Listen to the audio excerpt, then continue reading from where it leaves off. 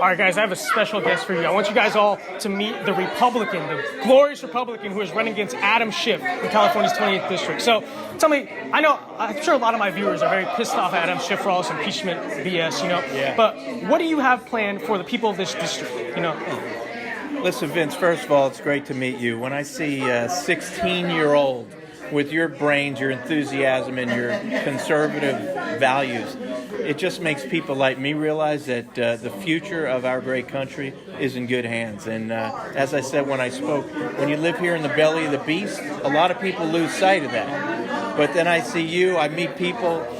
I went to Turning Point Conference 2 weeks ago. So getting back to your question, listen, homelessness is out of control. You walk out this door right here, a quarter block down, there's a homelessness encampment. Adam Schiff has never said a word about it. He's got his fingerprints all over it. It's a huge issue for me. You saw that video in there. We have to rebuild our nation's mental health facilities and mental health system from the ground up. It was dismantled in the 1960s. We've got to do that. And then I'm studying what they're doing in Utah, where notwithstanding these laws that are allowing people to sleep on the street if they want to, there are ways that Utah is finding to work within the law to get the people off the street and get them the mental health care they want. So that's, for starters, what I want to do with that.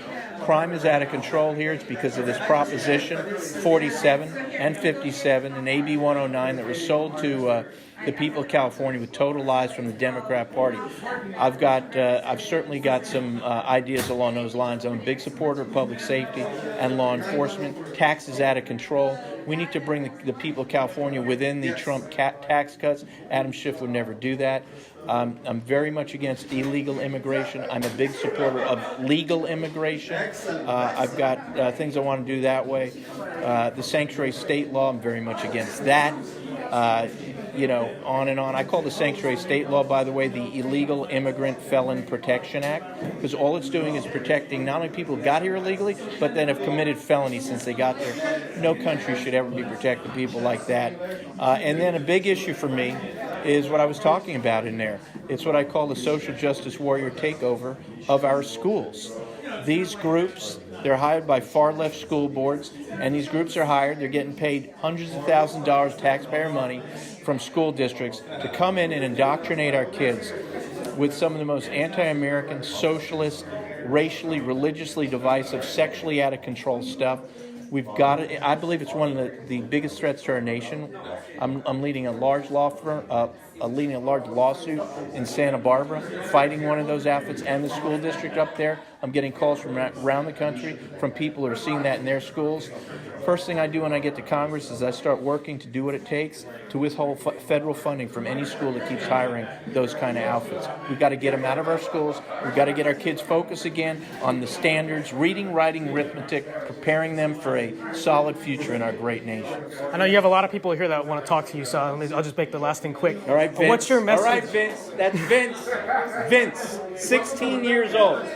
How's that possible, Vince? I was just telling somebody when I was 16 I could barely tie my shoes. All right, man? I don't know where you guys come from. Okay, so what was that? Okay, the very last question, because obviously there are a lot of people... I love the young Republicans. I love it. It's the future of this country, and people like you and you and Turning Point, what's going on there, just give me so much hope for our future. So what was your question?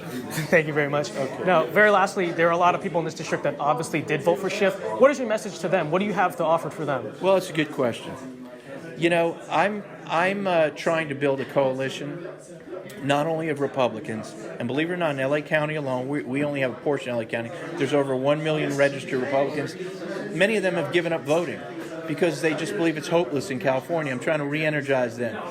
With respect to the independents, I'm not only reaching out to them about the hoax and the lies from Schiff that he subjected all of us to, regardless of your political persuasion. But I'm also talking about all these problems in the district that Mr. Schiff has completely abandoned in his 20-plus years in office. And moderate Democrats, I got to break away a bunch of those folks They were lied to. And Schiff has lost his party. He's lost, I don't have a thing against Democrat voters. I have big issues with Democrat politicians who completely have ignored their voting base. And these Democrats, there are many moderates in our district that know that Schiff has abandoned our district. So that's the coalition I'm trying to work on. It's time we have a congressman who actually cares about this place again. Thank you. Be sure if you live in CA 28, vote Eric early, and even if not, go donate to this campaign. Do it.